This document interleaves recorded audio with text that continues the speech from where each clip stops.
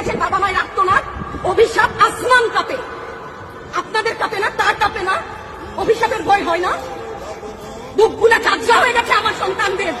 আবার বুলেট বলবেন, কি বলবেন? এগুলো অস্ত্রের মুখে দাঁড়িয়ে আছে, আমাদের পয়সায় কেনা বুলেটে আমাদের সন্তানদের আপনারা বুলেট ছুটছেন। আর কত আর কত? পুলিশ ভাইদেরকে বলি, ভেতরে তো আপনিও মানুষ, পুলিশ ভাই বলি না, ক্ষমা করবেন, মুখ থেকে বার হয়ে গেছে। তাদের ঘরেও সন্তান আছে, তাদের খোলসের ভিতরেও মানুষ।